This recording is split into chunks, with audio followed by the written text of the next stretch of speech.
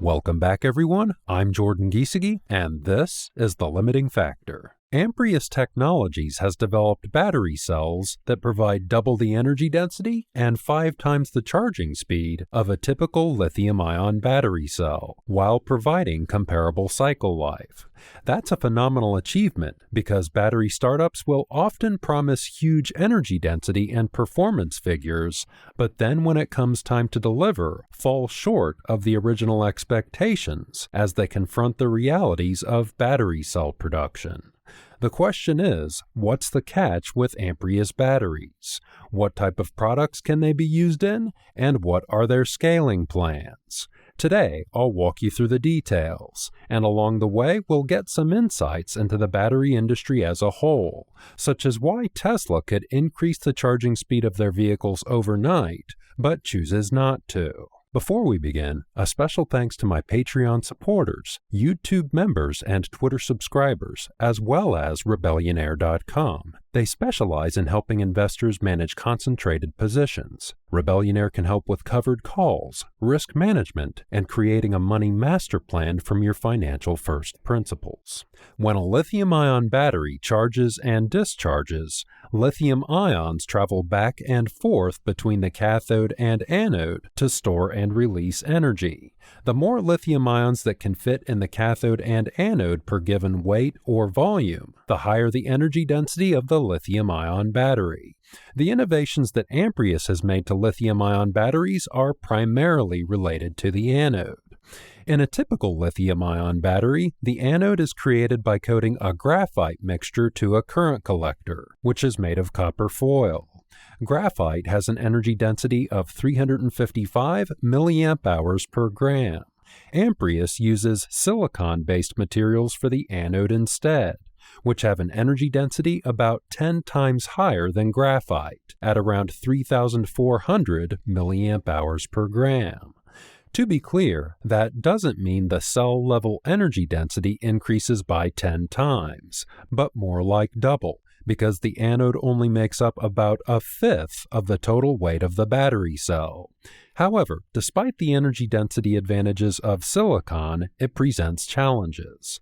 That's because it swells by over 300% as it charges and discharges, causing the anode to rapidly disintegrate, which means poor cycle life. Amprius has addressed the disintegration and therefore cycle life issues with 2 products, SiMaxx and SiCore. Let's take a look at each. SiMaxx uses a 100% silicon anode that's deposited onto the copper foil using chemical vapor deposition, or CVD. With CVD, the anode is grown atom by atom to form finger-like structures that can expand and contract sideways, which reduces the disintegration issues.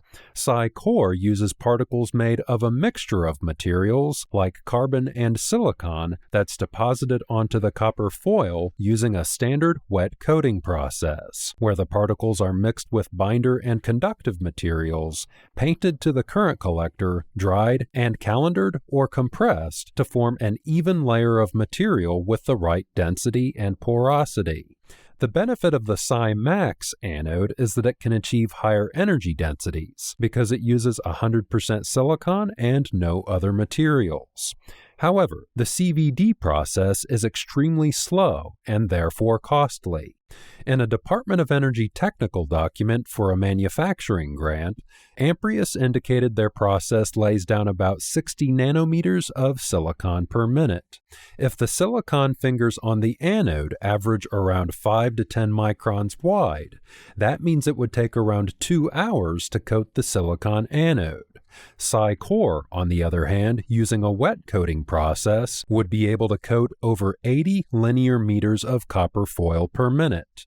SiCore also has higher cycle life, likely because it contains a lower percentage of silicon, meaning less expansion and contraction, and because the composite materials would help mitigate the stresses that do occur.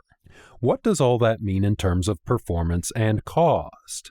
SiMaxx has an energy density range of 400 to 500 watt-hours per kilogram, has a max charge rate of about 10C to 1C, which means a charge rate equivalent of about 0% to 100% in 6 minutes to an hour, and lasts several hundred cycles, with 500 cycles being the maximum. SiMaxx battery cells and packs likely cost around $1,000 per kilowatt-hour. I say that because the vapor deposition coating process means that SiMaxx anodes will have production rates that are at least an order of magnitude slower than a standard wet coating process. Additionally, in an interview with Steve Levine of The Electric, the CEO of Amprius, Dr. Kang Sun, said that for niche military applications, batteries can command $1,500 to $3,000 per kilowatt-hour, which in my view indicates that's the price ballpark that Amprius is playing in with SiMaxx. For a price reference, in the US, lithium-ion batteries produced at high volumes and using mostly graphite anodes cost around $100 per kilowatt-hour. Moving along, SiCore has an energy density of 350 to 400 watt-hours per kilogram, has a max charge rate of 10C to C over 3, which means charging to 100% in 6 minutes to 3 hours, and lasts at least 700 cycles, with some claims of up to 1,300 cycles on their website. SiCore battery cells likely cost in the low hundreds of dollars per kilowatt-hour. That's because despite using a high-throughput wet coating process, Amprius is still a low-volume operator, and the SiCore composite material will be more expensive than using standard graphite.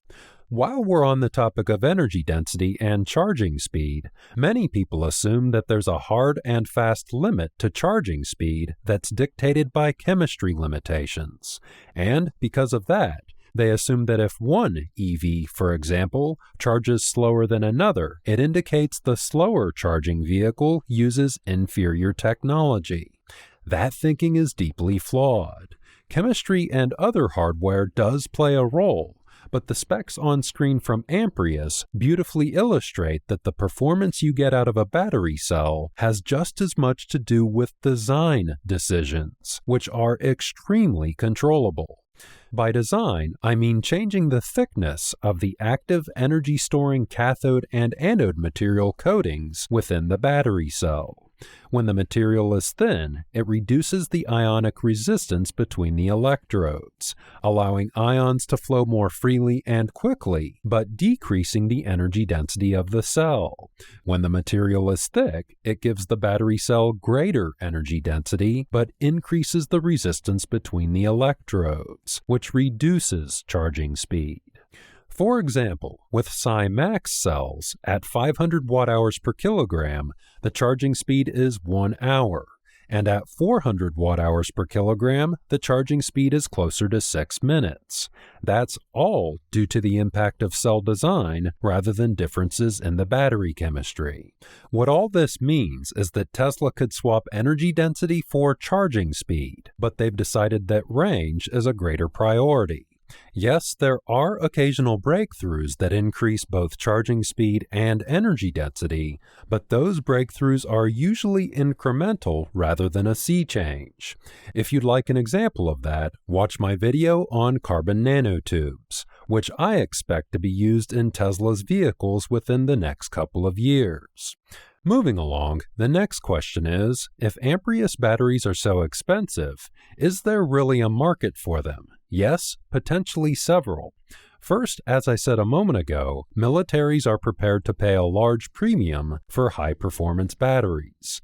That's because incremental improvements on the battlefield can mean the difference between victory and defeat. And Amprius batteries don't just provide an incremental improvement, they provide a spectacular improvement. For example, increasing the flight time of drones from 24 minutes to 42 minutes, and increasing the talk time of comms equipment from 3 hours to almost 6 hours. The catch is that small devices mean a small market. Whereas an EV might use a battery pack that's 80 kilowatt hours, a drone might use a battery pack that's 80 watt hours, which is 1,000 times smaller. Furthermore, there were around 17 million EVs produced globally in 2024. That's as compared to only about 5 million drones used in the Russo-Ukrainian war.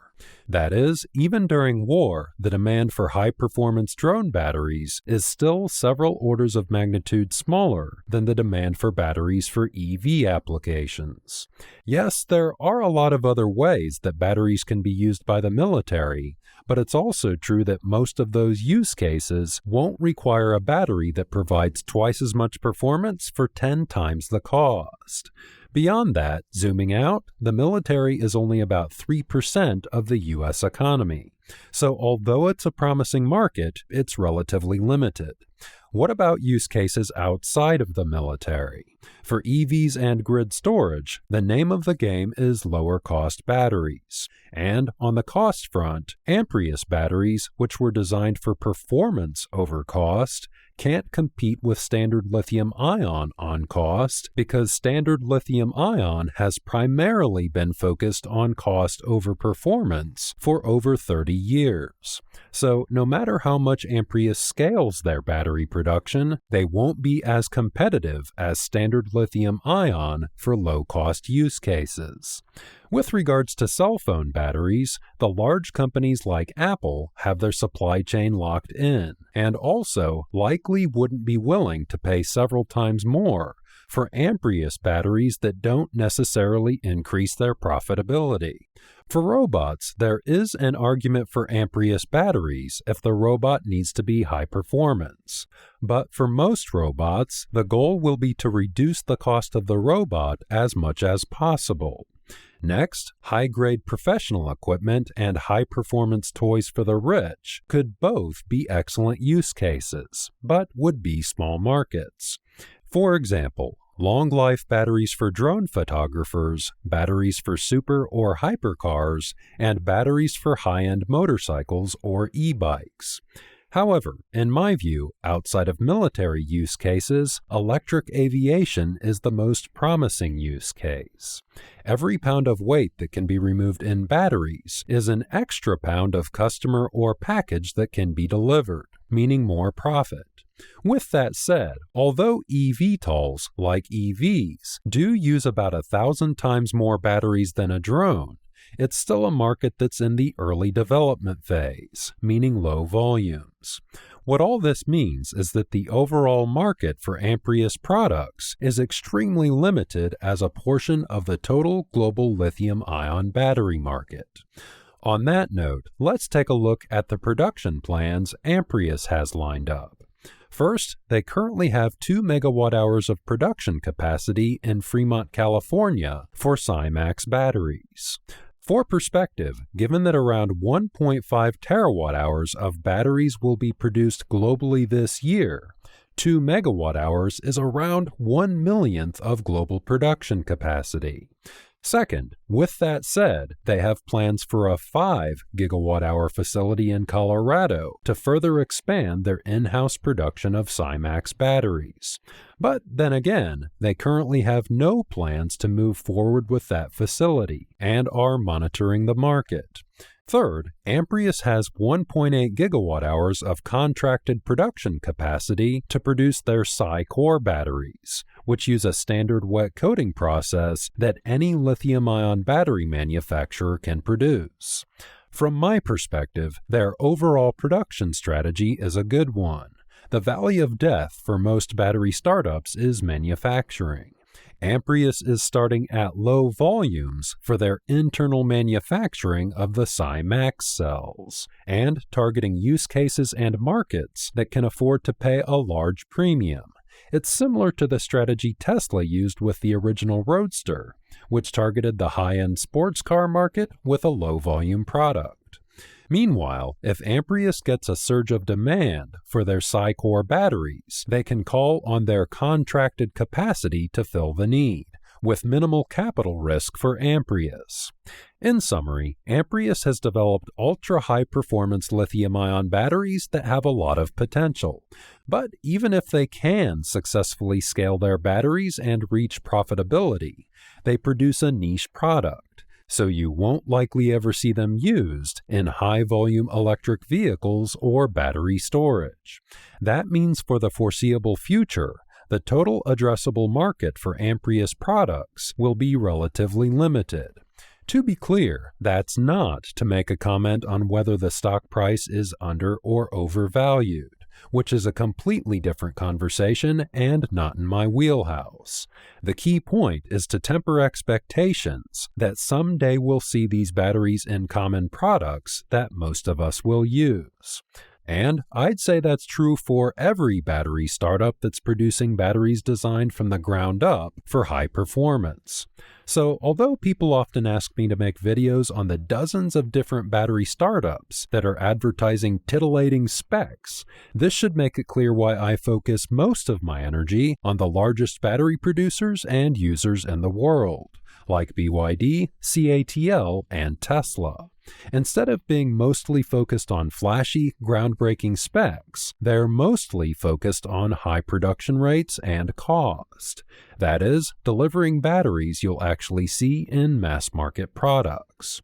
On that note, in the next video, I'll be working with James Ma out of China to do a comparison of the EVE Energy 4695 cell versus the Tesla 4680. If you enjoyed this video, please consider supporting the channel by using the links in the description. Also, consider following me on X. I often use X as a testbed for sharing ideas, and X subscribers, like my Patreon supporters, generally get access to my videos a week early. On that note, a special thanks to my YouTube members, X subscribers, and all the other patrons listed in the credits. I appreciate all of your support, and thanks for tuning in.